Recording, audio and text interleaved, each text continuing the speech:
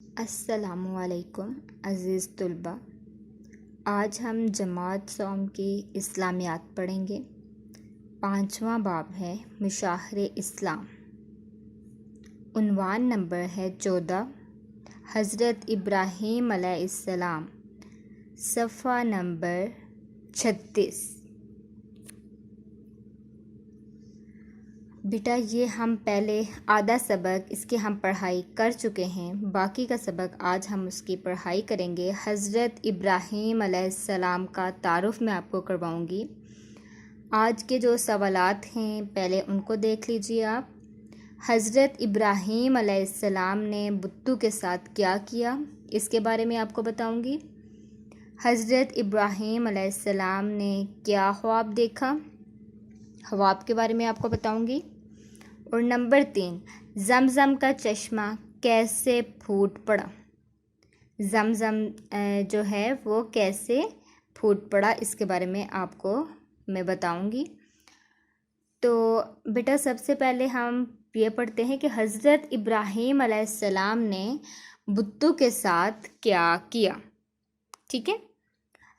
تو حضرت ابراہیم علیہ السلام اپنی قوم کو بتوں کی پوجا سے منع فرماتے تھے، لیکن ان کی قوم نافرمان تھی، وہ ان کی بات نہیں مانتی تھی اور بتوں کی پوجا کرتی تھی۔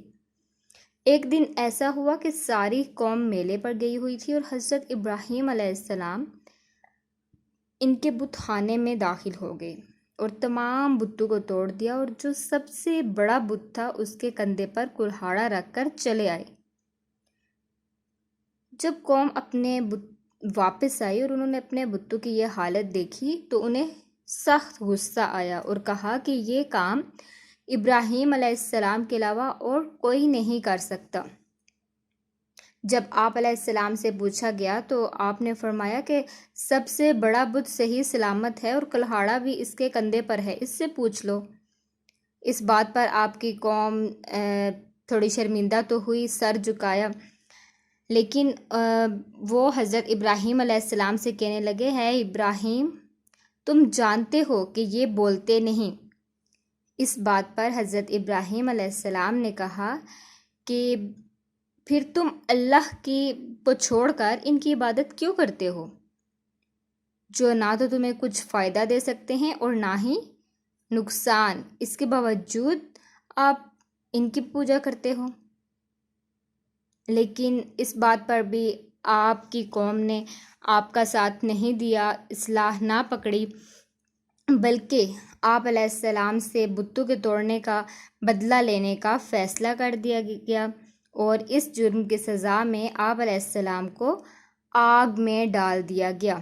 لیکن اللہ کے حکم سے آگ ٹھنڈی ہو گئی اور آپ علیہ السلام کو کوئی نقصان نہیں پہنچا تھا، ٹھیک ہے۔ اور اس کے بعد بیٹا ہم زمزم کے بارے میں پڑھیں گے کہ زمزم کا چشمہ کیسے پھوٹ پڑا، ٹھیک ہے۔ تو زمزم کا چشمہ، اس کے بارے میں آپ کو بتاؤں کہ حضرت ابراہیم علیہ السلام کی قوم جب آپ پر ظلم و ستم کرنا شروع ہو گئی تھی تو اللہ تعالیٰ کی طرف سے آپ کو حکم ملا کہ ہجرت کر جائیں۔ تو جب آپ ہجرت کا فیصلہ آپ نے کیا، آپ ہجرت کے لیے نکلے، تو آپ کے ساتھ آپ کی بیوی حضرت ہاجرہ تھی اور ساتھ میں آپ کے بیٹے حضرت اسماعیل علیہ السلام تھے، جو کہ ابھی شیرخوار بچے تھے۔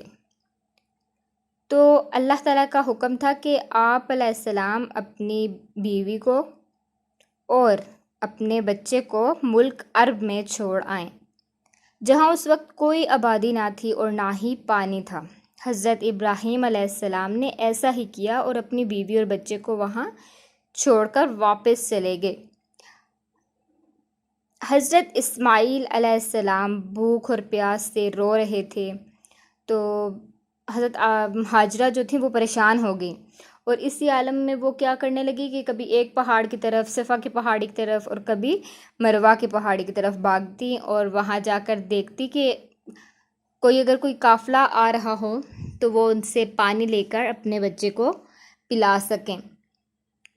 اتنے میں کیا ہوا کہ حضرت اسماعیل علیہ السلام تڑپنے لگے، اور جیسے وہ چھوٹا ایک بچہ ہوتا ہے روتے ہوئے اپنے ہاتھ پاؤں ہلاتا ہے، تو اسی طرح حضرت اسماعیل علیہ السلام کی جو ایڑیاں تھیں وہ زمین پر لگیں، ٹھیک ہے، مطلب کہ وہ ایڑیاں جہاں پہ رگڑنے ہو رہی تھیں وہاں سے زمزم کا چشمہ پھوٹ پڑا۔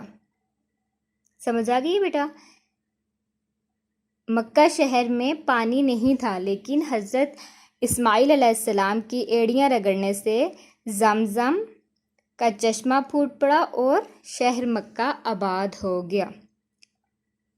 اسی طرح ایک بار پھر اللہ تعالیٰ کا امتحان حضرت ابراہیم علیہ السلام اور حضرت اسماعیل علیہ السلام پر نازل ہوا کہ ایک دن حضرت ابراہیم علیہ السلام نے خواب میں دیکھا کہ وہ اپنے بیٹے کو، مطلب اللہ تعالیٰ نے انہیں حکم دیا کہ وہ اپنے بیٹے کو ذبح کریں۔ حضرت ابراہیم علیہ السلام نے اللہ کے حکم کی تعمیل میں اپنے پیارے بیٹے کو ذبح کرنے کا ارادہ کر لیا اور ان کے گلے پر چھری رکھ دی، لیکن اس وقت جب ذبح کرنے کا وقت آیا تو اللہ تعالیٰ نے حضرت اسماعیل علیہ السلام کی جگہ دمبا بھیج دیا۔ اللہ تعالیٰ نے حضرت ابراہیم علیہ السلام کی یہ قربانی قبول فرمائی۔ اللہ تعالیٰ کا یہ حکم حضرت ابراہیم علیہ السلام اور حضرت اسماعیل علیہ السلام کی فرمانبرداری کا امتحان تھا، اور کیا ہوا؟ وہ اس امتحان میں پورے اترے۔ اور بیٹا جی یہ جو ہم عید الاضحیٰ مناتے ہیں وہ کس کی یاد میں مناتے ہیں؟ سنت ابراہیمی کی یاد میں مناتے ہیں کہ جیسے حضرت ابراہیم علیہ السلام نے اپنے بیٹے کی قربانی دینا چاہی، لیکن اللہ کی طرف سے ایک دمبا آ گیا جس کو قربان کر دیا گیا، تو اس لیے ہم سنت ابراہیمی کی یاد میں جانور قربان کرتے ہیں، اور یہ سلسلہ تا قیامت تک جاری رہے گا۔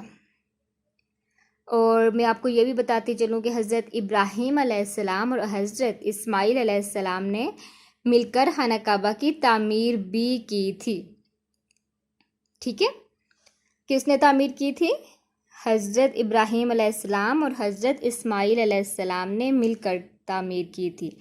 بیٹا جی یہ آپ نے خود بھی اس سبق کی پڑھائی کرنی ہے، بہت اچھے طریقے سے پڑھائی کرنی ہے، اس میں جو واقعات ہیں تاکہ وہ آپ کو بہت اچھے طریقے سے ذہن نشین ہو جائیں۔